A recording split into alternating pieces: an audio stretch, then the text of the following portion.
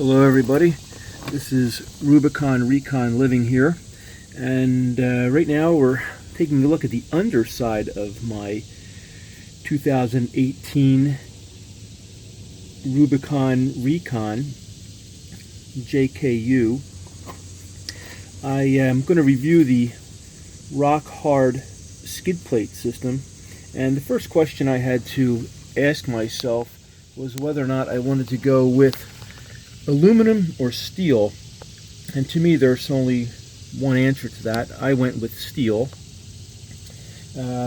Given the options for strength versus weight, I felt that strength was certainly more important to me than weight. The total package of the skid plates weighed in a little bit over 200 pounds. So it's roughly about a passenger sitting in your vehicle. I'm kind of scanning up and down the skid plates just to give you an idea of what they've been through so far, and I'll walk around the other side and show you the fuel tank as well.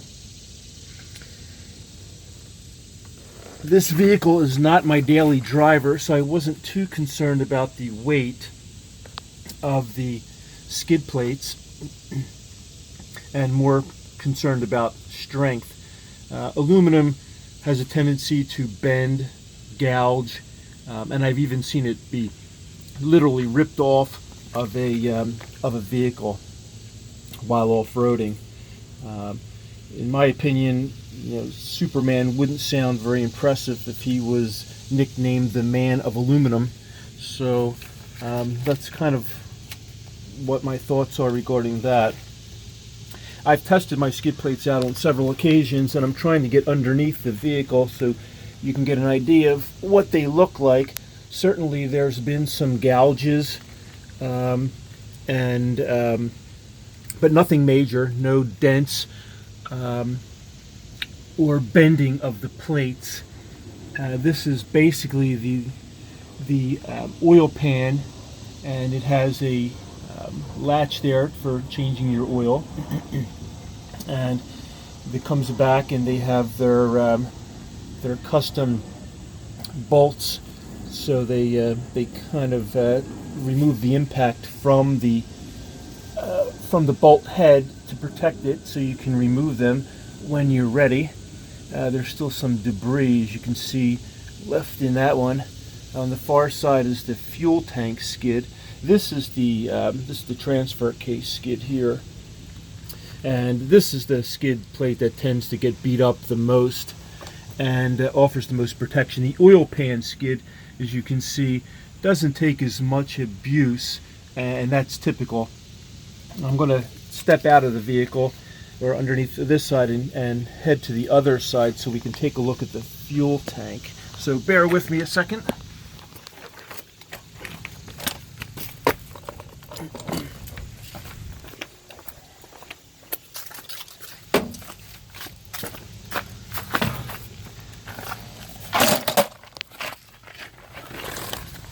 Alright, I'm now positioned underneath the fuel tank skid, and Rockhard recommends that if you're going to install any skid, this is probably the one to go with.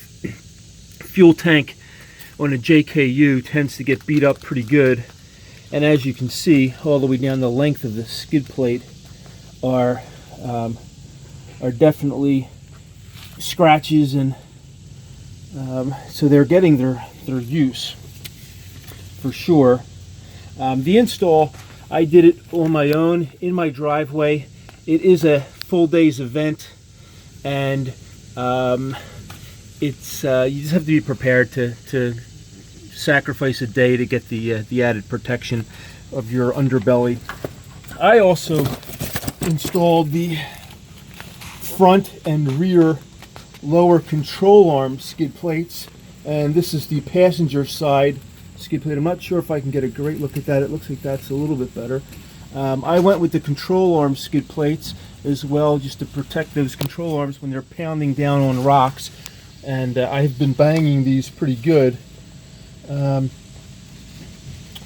Overall, I've been completely satisfied with the skid plate performance. I think it's giving me a lot more protection than I had with the stock version skid plates that are relatively insignificant by comparison. As a note, I did choose on the fuel tank skid. I don't know if I can get a look at that. I did choose to install the 3 extra bolts by drilling into the gas tank. It adds to the time of your day, but it's not a significant undertaking. It's fairly straightforward, and this is coming from someone who is not very mechanically inclined. So anyway, I hope this provides people some useful information on the value of the skid plates. I certainly am satisfied with my skids and would say that it's probably one of the most important and most utilized upgrades that I've made to date. Thanks for viewing, and safe off-roading.